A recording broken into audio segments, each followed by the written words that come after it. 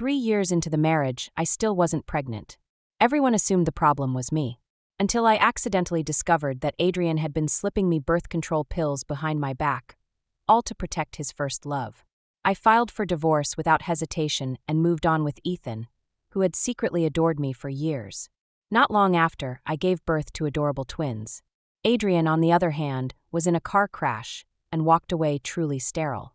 Because of the supposed infertility, Chloe recommended a renowned Whitman. As I stepped out of the hospital with the prescription, a flicker of movement caught the corner of my eye. Adrienne was carrying a woman in his arms, rushing through the entrance. The woman was his first love, Olivia. Olivia's arms were wound tight around his neck, a blissful smile on her face. A sour ache rippled through me. Only this morning I had asked if he could spare time to accompany me to the doctor. What had he said? That the company was swamped and he couldn't get away. Apparently, he was swamped enough to personally carry another woman to the hospital. Swallowing the bitterness, I drew a steadying breath and called as calmly as I could, "Adrienne." He stopped, brows knitting, impatience flashing across his face. "Go home first." He didn't even loosen his hold on Olivia. Instead, his gaze told me to leave now. A tearing pain surged in my chest. I couldn't help asking, "Didn't you say the company was too busy?" Before I could finish, he cut me off coldly. "Serena, you're overstepping." The air froze. Then Olivia murmured, "Adrienne, it hurts." He looked down at her, his eyes softening instantly. "Good girl, I'm taking you to the doctor right now." With that, he turned away without another glance at me. Olivia glanced back, a taunting smile curving her lips. In that moment, the absurdity and humiliation hit, so hard my eyes stung. I forced a brittle smile, telling myself this was just an accident. But the truth in front of me refused to be ignored. Adrienne had never let go of Olivia. Adrienne and I were childhood sweethearts. For as long as I can remember, I trailed after him like a little shadow. Back then we were each other's best playmates. Then Olivia moved to town, and everything changed. Adrienne drifted away from me and became inseparable from her. After college entrance exams, they started dating. Everyone assumed they would last forever. 4 years ago, the script flipped. Without warning, Olivia left the country and hooked up with a Monaco billionaire's son. Adrienne fell apart, drowning himself in self-destruction. One drunken night, he ended up in bed with me. The next morning, he proposed. I thought he had finally put Olivia behind him, and I said yes. Chloe had warned me not to trust a spur-of-the-moment promise. After all, he had loved Olivia for years. Feelings like that don't just vanish. I don't know where I found the courage, but I chose to believe him. Reality slapped me hard. Today's performance made it obvious. He had never let her go. It was past midnight when Adrienne finally came home. Seeing me on the sofa, he froze mid-tug on his tie. "Why are you still up?" He looked perfectly unruffled, pouring himself a glass of water. No explanation whatsoever. I couldn't hold back. "Adrienne, aren't you going to explain what happened today?" He rubbed his temples, weariness pooling in his eyes. "Olivia was in a minor car crash and hurt her leg. I took her to the hospital. If she's injured, why didn't you let your assistant drive her?" "If the paparazzi," his brows snapped together, irritation sharp. "Serena, you're meddling." Without waiting for my reply, he went upstairs. Watching his retreating back, I felt my heart plummet. Maybe it was time I took a hard look at this marriage. After that day, Adrienne didn't come home. In the past, I would have texted to ask if he was on a business trip. Now I neither wanted to nor saw the point. The ancestral manor called to say lunch was expected. I texted Adrienne, no reply. Just as I was asking the house manager to ready the car, Adrienne walked in. His assistant opened the door and invited me to sit with courteous formality. I didn't put on airs. I slid onto the leather seat, deliberately leaving a space between us. The silence was thick, so I turned to the window. After a long minute, his voice drifted over. "I was out of town on business these few days." It took me several seconds to realize he was offering an explanation. Before, when we fought, he would vanish for weeks. Every single time I caved first, coaxing and pampering him until his anger cooled. This time he spoke first. I knew it was his version of an olive branch. In the past, I would have seized it gratefully and gone straight back to honeymoon mode. Now I only gave a soft, non-committal He seemed dissatisfied with my coolness, his gaze darkening before he lapsed back into silence. The air pressure inside the car plummeted. I ignored him and kept my eyes on the passing trees. Half an hour later, we finally arrived at the West Mansion. The instant the car stopped, a sweet voice rang out. "Adrienne, you're finally here. Your mom has been waiting ages." It was Olivia. She stood at the doorway, eyes curved in delight, hand tucked possessively through Adrienne's arm. Not only did he not shake her off, he listened to her with tender attention. For an instant they looked like the married couple, and I was the awkward guest. The scene stung. I lifted my foot to head inside. Olivia suddenly called, "Serena, you came too. I specially asked the kitchen to make spicy crab, your favorite. You must try it." She played hostess, so naturally I seemed the outsider. Adrienne watched me with dark, amused eyes, offering no comment. "Thanks," I replied evenly. "I'm allergic to shellfish. I'll have to pass." I walked past without another glance. Olivia's honeyed tongue soon had Vance beaming. "Oh, at my age I'm ancient bones, yet you still make me laugh so." Olivia cooed. "Where are ancient bones? If we walked out together people would swear we're sisters. You're in such good health you'll live forever. Think of the joy you'll have romping with your future grandkids." At the word grandkids, Vance's smile flatlined. She shot me a razor-sharp glare, then turned to Olivia with regret. "If only you and Adrienne had married back then, your child would be in kindergarten by now." The atmosphere iced over. I clenched my chopsticks until my knuckles blanched. Unfazed, Olivia filled the quiet. "But Vance, Adrienne, and Serena are still young. There'll be babies." The reminder made Vance lay down her utensils and sneer. "With a hen that can't lay eggs? Give her 10 more years, still nothing." The words slashed like a blade straight through my heart. Years of swallowed anger erupted. I slammed my chopsticks down and met Vance's gaze. "If you summon me just to watch Olivia charm you both, save the trouble, I'll grant the divorce." Vance dropped the pretense. "What are you sulking for? You're the one who can't reproduce. Do you know how Eastbrook laughs at the Vance family? What sin did we commit to welcome a woman like you?" A cold, self-mocking smile curved my lips. "Your son begged to marry me. If you must blame someone, start with him." "You." Vance's face went livid. She pointed at me, speechless. "Serena." Adrienne finally turned, expression thunderous, eyes glacial. "Apologize to my mother." "Apologize?" Vance had despised me from day one. My inability to conceive only sharpened her claws. I'd complained to Adrienne countless times, but he never once defended me, only told me to endure. I'd endured for years, and her attacks only grew uglier. Now, before the divorce papers were even filed, she flaunted the mistress under this roof. I was done swallowing insults. I looked at Adrienne, a sardonic smile on my lips. "I won't apologize.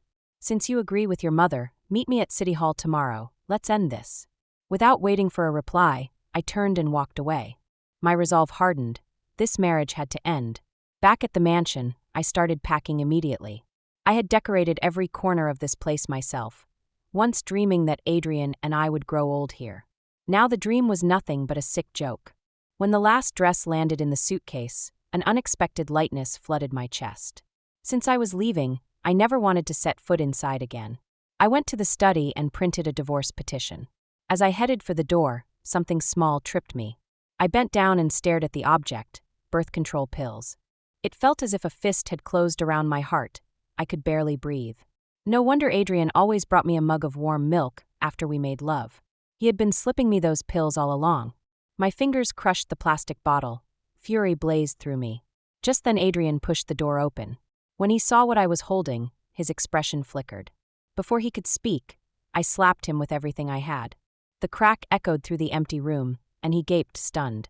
It still wasn't enough. I raised my hand for a second blow.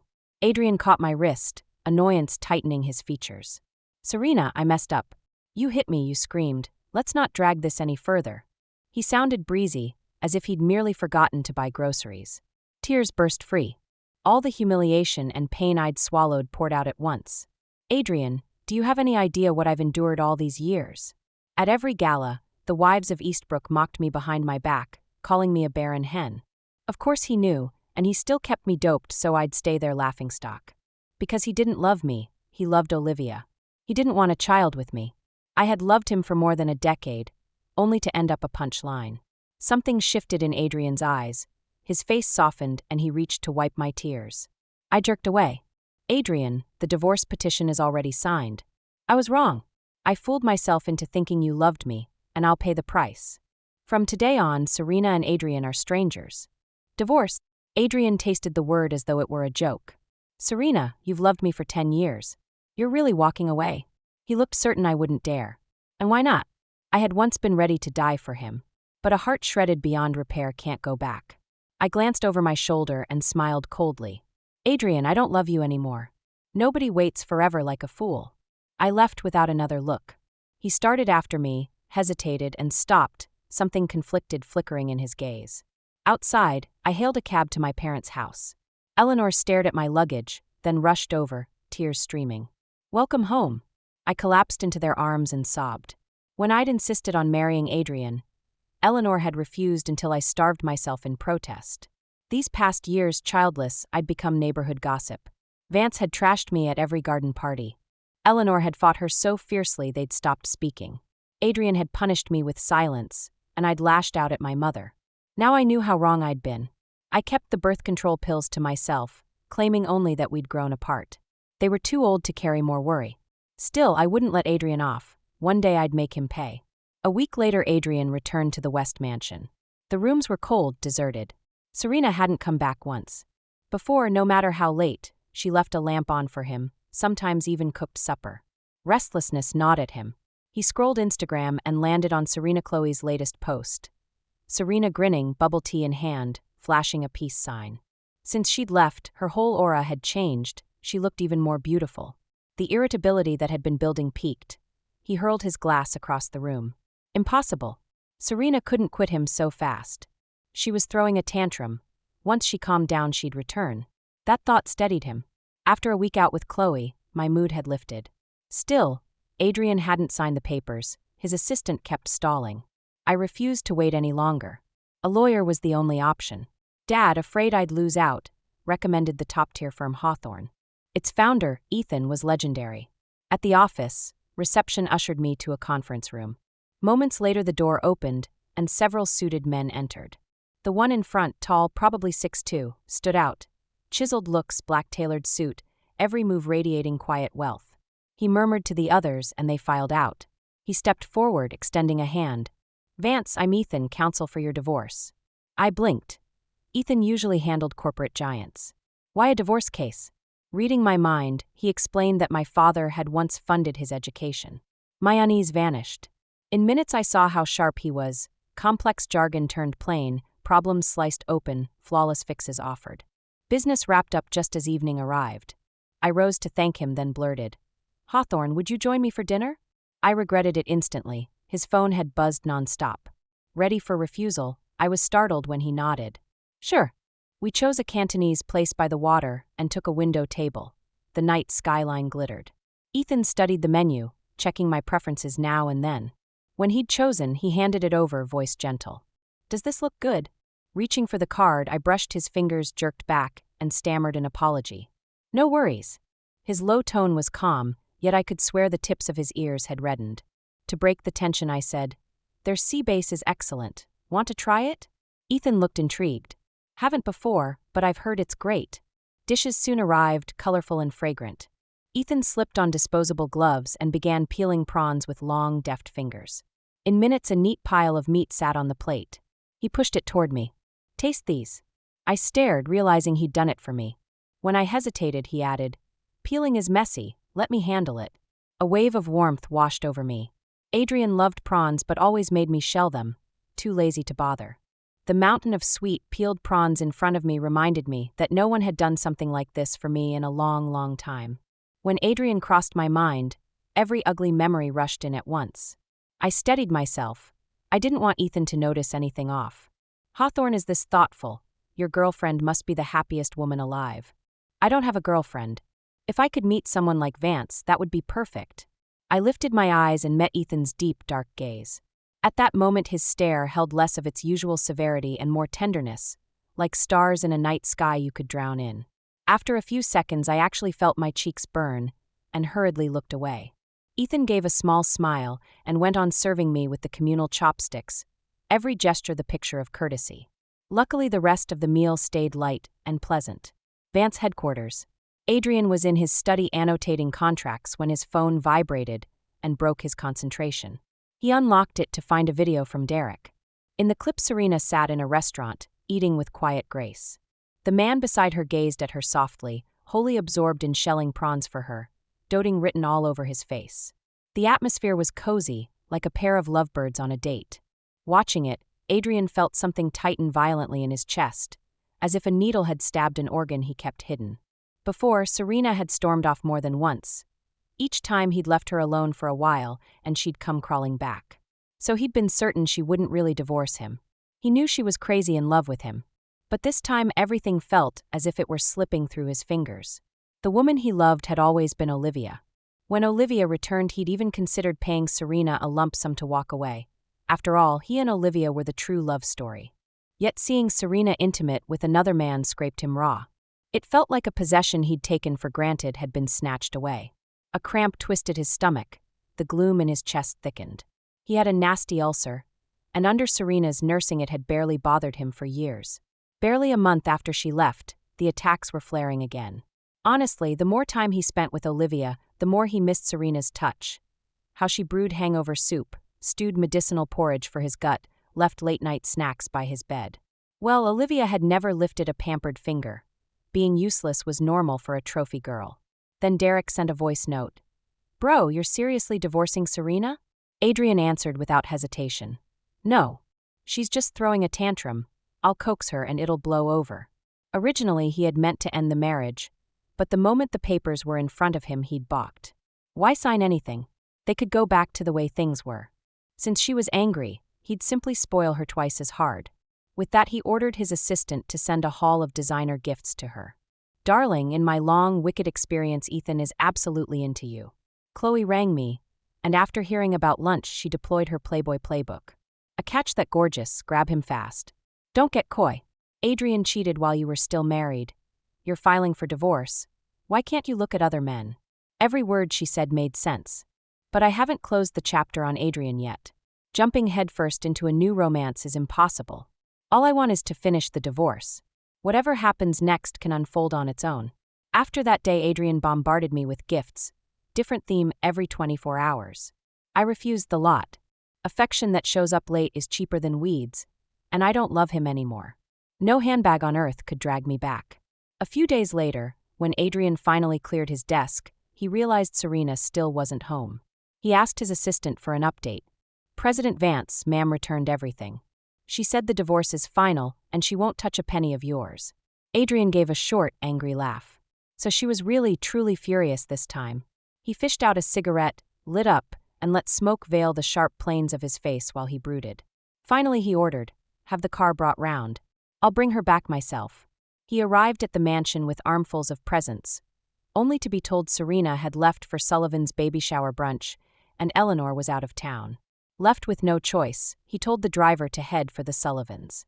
On the way, Olivia called. "Adrienne, I'm on my way to Sullivan's baby brunch. Shall we go together?" Her voice was soft, expectant. Since it was en route anyway, he had the driver change course. Inside the ballroom, I was chatting with several guests when a small commotion rippled through the crowd. I glanced up. Adrienne in a black suit, ringed by hangers-on, Olivia glued to his side. She clung to him without the slightest discretion. I looked once, then looked away. Soon the papers would be signed. Whatever they did ceased to be my business. The guests shot me sympathetic glances. I answered with a smile. I excused myself and headed for the powder room. "Serena." As I stepped out, Olivia blocked me, smiling with angelic innocence, yet the smile never reached her eyes. "I'm good friends with Sullivan too, and Adrienne was coming, so I caught a ride. Don't misunderstand. I was done playing along." "Olivia, there's no audience here, drop the act. Adrienne and I will be divorced soon. I wish you two a long, happy life, locked together forever." At that her eyes instantly reddened. Tears shimmered as she murmured, "I didn't mean any harm. If you won't believe me, so be it." She dabbed her eyes, brushed past me with a tiny nudge, a sly glint flashing through her tears. Back in the salon, Sullivan carried her grandson out. The baby was plump and fair. I cooed at him and he split his face in a milky grin, adorable. After cuddling him, I slipped outside for air. I had barely stood there a minute when footsteps approached. Ethan appeared carrying a small dessert platter. "You hardly ate. Something sweet will keep you from starving." I took the mousse, thanked him, and teased. Didn't know attorney was such a detail hound. The corner of his mouth lifted. "Serena, I only pay attention to you." His dark eyes were warm, smiling, and my cheeks heated, my heart thudding. Before I could think of a comeback, Adrienne's voice cracked behind me. "Serena, what are you doing out here?" He strode over, face black with anger, and when he spotted Ethan, his expression grew even uglier. "Serena, carrying on with a man in public. Have you no shame?" I answered coolly. "We're about to divorce. You're free to flirt with Olivia, so why can't I talk to someone else? Remember, Serena, as long as the ink's not dry, you're still my wife." I'd spelled it out, yet he kept clinging. I was exhausted. "Adrienne, you and Olivia are a match made in heaven. Let us go." Adrienne frowned, then curled his lip. "Is that so? What if I refuse?" He seized my wrist, trying to drag me away. I yanked repeatedly, but couldn't break free. Ethan stepped in without hesitation, shielding me behind him. "Adrienne, didn't anyone teach you not to manhandle a woman?" Already blazing, Adrienne snarled. "My wife, my business, stay out of it, outsider." Ethan didn't flinch. "Serena has filed for divorce. I'm her attorney, Ethan." Adrienne's gaze sliced between us, voice glacial. "Nice move, Serena. No wonder you've been quiet. You were saving the knockout punch." Before I could retort, loud confusion erupted inside the ballroom, a baby's wail threading through the noise. Thinking of that innocent child, I rushed back. From the guests' chatter, I gathered the baby had suddenly broken out in hives. "Sullivan, he was perfectly fine a moment ago. How could this happen?" Olivia asked, worry painted across her face. Could someone have done this deliberately? Sullivan hadn't considered sabotage, but Olivia's prompt put her on guard. Just then a maid sprinted over. "Madam, we found this sachet full of allergens tucked in the little master's pocket." "Serena, why is this little sachet exactly like the one you always carry?" Olivia stared at me and shrieked. She had deliberately raised her voice, and in an instant every pair of eyes in the room swung toward us. "Serena, I know how desperately you want a baby, but you can't go this far."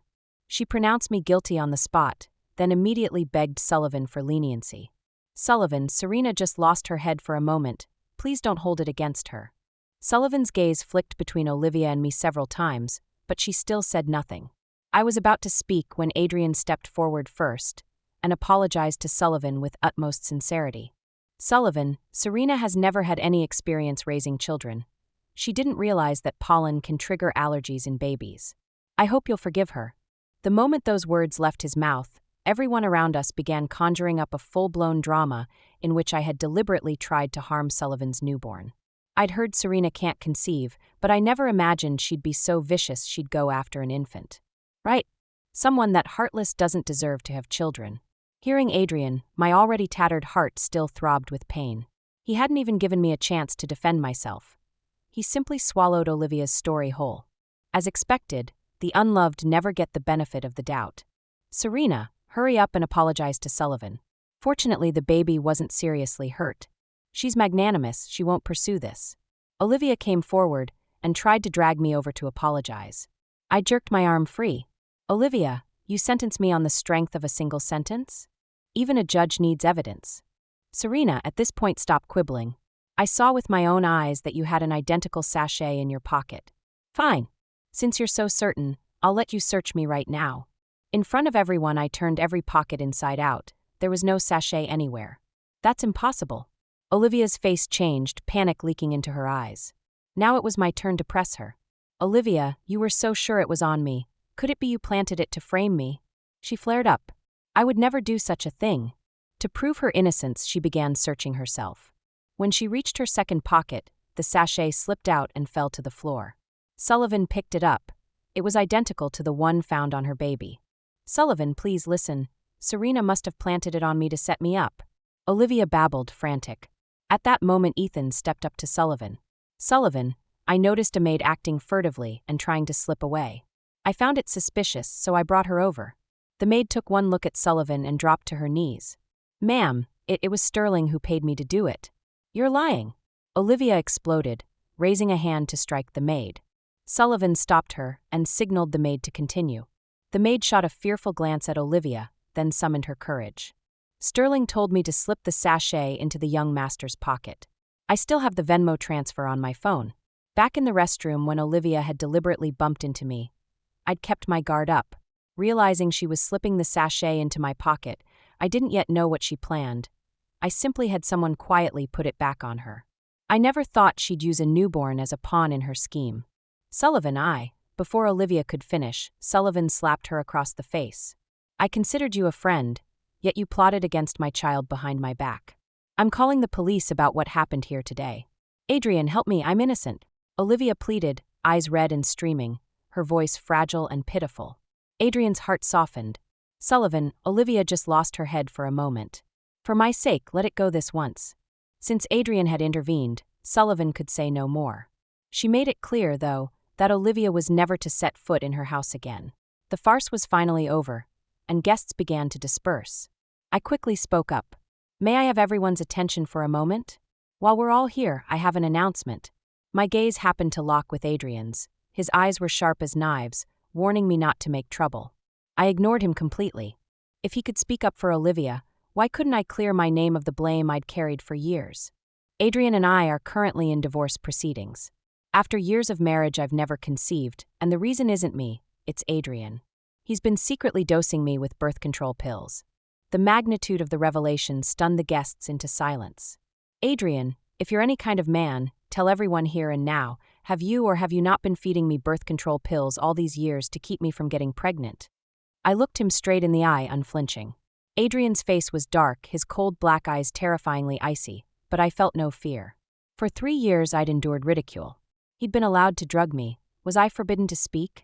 His fists clenched so tightly his knuckles cracked, his lips twitching, but no sound came out.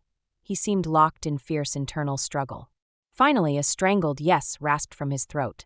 You all heard it. The problem lies with Adrienne, not me. Serena, family scandals should stay private. How can Adrienne show his face if you air your dirty laundry in public? Olivia accused. Olivia, if his reputation matters so much to you, why were you all over him while he was still married to me? Olivia went white, speechless. My remark sent murmurs rippling through the crowd as people recalled sightings of Adrienne and Olivia together. A while back I saw Adrienne with some woman clinging to him. Turns out it was Olivia. She messed around with a married man and then tried to frame Serena? That woman is venomous. Olivia's face twisted mortified, and she looked helplessly at Adrienne. Adrienne's expression was stormy. Ignoring Olivia, he came to me. Serena, we need to talk. Fine, I agreed. Once inside the private lounge, Adrienne cut straight to the chase. Serena, did you have to turn this into such a circus? A circus? A cold laugh flashed through me. Everything I'd said was fact, yet to him it was just troublemaking. All the times over the years when I'd been mocked for failing to conceive. Had he ever once defended me? Pathetic. Adrienne, so what if I'm making a scene? After all these years, the person who truly couldn't have children is you, yet I bore the blame. Am I wrong to set the record straight? If all you want is to rehash this, there's nothing left to discuss. We'll let the court handle the rest. With that I turned to leave. Adrienne seized my wrist. Serena, you're really going to divorce me for that man? You're about to be a divorcee. Are you sure he actually loves you? His words struck like a sledgehammer. I slapped him hard. Adrienne, don't judge every man by your own low standards. Even without Ethan, I'd still be divorcing you. You think you're some prize? A husband who emotionally cheated on me? If every other man on earth vanished, I still wouldn't stay with you.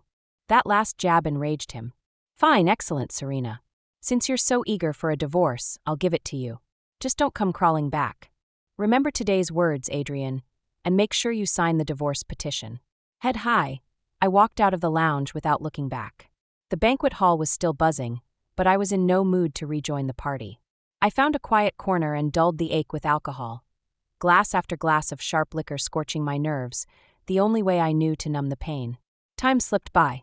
My cheeks burned, my head spun, and the laughter around me faded into a distant hum. Serena, wake up, we're home. A gentle voice drifted over me like a soft breeze. Half conscious, I mistook Ethan for Adrienne. Fury flared, and I punched and kicked him, cursing between blows. Adrienne, you bastard, stay away from me. Startled, Ethan caught my slender wrists and tilted my face up, eyes helpless yet tender. Serena, look at me, who am I? The alcohol made me feverish. Dazedly I focused on the strong line of his throat, his sensual lips, and my racing heart forgot to fight. His voice was a low melody. Tell me, who am I? The magnetic, beautiful voice made me think of Ethan. Ethan. I murmured the name. The instant the word left my lips, Ethan claimed my mouth in a fierce, domineering kiss. He was like a starving wolf, ravenous and wild. Gradually I sank beneath the mastery of his lips. When I woke the next morning, my body felt as though it had been taken apart and reassembled. Scenes of last night's tangled passion with Ethan replayed in my mind. My cheeks flamed scarlet. Just then the bathroom door clicked open. Ethan stepped out, a towel knotted at his hips, ruffling his hair with another. I couldn't help sneaking a glance. Perfect V-cut abs and an 8-pack flashed into view. After a few furtive peeks, flustered, I started to turn away. He walked over, stroked my cheek with doting fingers. "Don't be shy. You looked your fill last night and touched everything." My face burned hotter, heart thudding. He didn't give me a chance to hide. Crouching, he met my eyes, gentle as water. "Serena, I'll take responsibility. Be my girlfriend." A wave of emotion crashed over me. After a dazed second, I blurted, "Ethan, why do you like me so much?" "Serena, we met long ago." Slowly he unfolded the past, voice soft, carrying me back. "When I was 7, Eleanor sponsored a mountain elementary school. To show gratitude, the principal invited her for a visit. Curious, I tagged along. While the grown-ups talked, I slipped outside to explore. That's when I spotted Ethan hunched in a corner, eating cold rice. His father had just died in an accident. His mother lay critically ill. By rights he should have been on the aid list, but the principal had given his slot to a relative. Malnourished, Ethan was skin over bones. In faded clothes, he crouched, nibbling cold white rice. I'd never known hardship. Seeing him, I realized some kids lived in misery. Without a second thought, I ran to Eleanor. I told her a poor big brother needed help. After investigating, Eleanor was furious. To stop graft, she personally supervised the entire aid process. Only then did Ethan's life stabilize. He excelled, came to the capital for competitions. Eleanor even invited him to our house, but I only had eyes for Adrienne and never noticed. "Actually, I sent you birthday gifts every year." Ethan smiled, tenderness glinting in his eyes. At that, memories surfaced. Each year an unusual present arrived. Hairpins, my favorite plush, a chibi portrait of me, and more. Best of all, every card carried a different handwritten wish. For every one of Olivia's birthdays, Adrienne chose the finest gift himself. For mine, he left it to the housekeeper. I used to envy Olivia for being cherished. I never knew that, apart from Eleanor, someone held me dear above all else. Warmth flooded me, tears sprang up. Ethan dabbed them with a tissue. "Stop crying or I'll kiss you again, like last night." Soft words, indulgent gaze. Recalling the night, I pretended annoyance. "Ethan, you can't bully me like that anymore." His grin turned wicked. "Bully you how?" Before I could answer, he sealed my lips with his, the kiss igniting anew. So the morning's start slid several hours later. Adrienne signed the divorce petition, and we ended our marriage without friction. I began a new chapter, officially dating Ethan. After the gala, Adrienne and Olivia's disgrace swept Eastbrook. Soon, Olivia's overseas scandals surfaced. Years ago, chance had introduced her to Monaco's richest heir. Once she hooked him, she dumped Adrienne on some pretext. Poor Adrienne blamed himself and brooded for years. Recently, the tycoon's empire collapsed. Olivia set her sights on another magnate, but his wife was formidable. The wife cornered Olivia, thrashed her, and splashed her dirt across every chat group. Banished, Olivia slunk back to Adrienne. And Adrienne, fool that he was, believed she had returned out of love. When the rot became public, his mother cut Olivia off at once. She even warned Adrienne, "Marry Olivia and lose your family." Realizing he'd been duped, Adrienne, ashamed, tried to pay Olivia to leave. Olivia wanted the title of Vance. She wouldn't budge. She clung to him like ivy. Hearing the saga, I simply smiled, no ripples left in my heart. 6 months later, I was pregnant. Ethan was ecstatic, nervous, hands-on from day one. At our first prenatal checkup, we ran into Adrienne. He had thinned, eyes bloodshot, beard scraggly, spirit broken. "Serena, I was wrong. I shouldn't have treated you like that," he croaked, pleading. "Let me love you this time. You adore children. Let's have one together." The nonsense made me cut him short. "Adrienne, I stopped loving you ages ago. Don't ever say such things again. I've moved on. Let's spare each other." He opened his mouth, then spotted the huge diamond on my finger and froze. Voice shaking, he demanded, "Serena, you're really with that Ethan?" I checked. He's from some poor town. He's only after your money. Don't be fooled. I found the accusation absurd. Ethan tops the legal field. His fortune rivals mine. Before I could retort, Ethan drew me into his arms. "Adrienne, Serena is no longer your concern. Stop harassing her. And for the record, every card I own is already in her purse. Whether I love her, time will tell. Now, if you'll excuse us, I'm taking her to her prenatal scan." Those last words drained the final hope from Adrienne. He stood hollowed out, motionless. We walked toward the women's clinic, farther and farther apart. From that moment our paths ran parallel, never to cross again. News of Adrienne reached me a year later.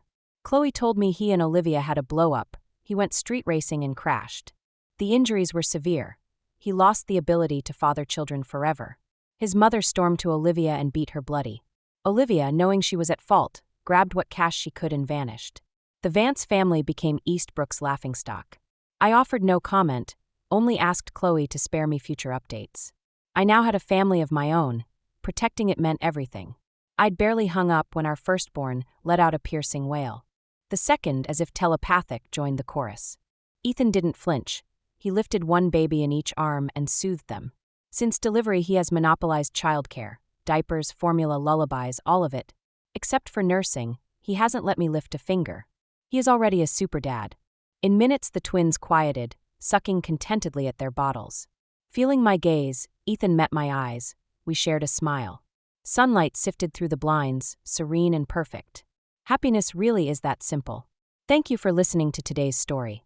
On a scale of 1 to 10, how would you rate it? If you enjoyed this video, please like and share it with friends. We look forward to reading your thoughts in the comments, and don't forget to subscribe for more wonderful tales. See you next time.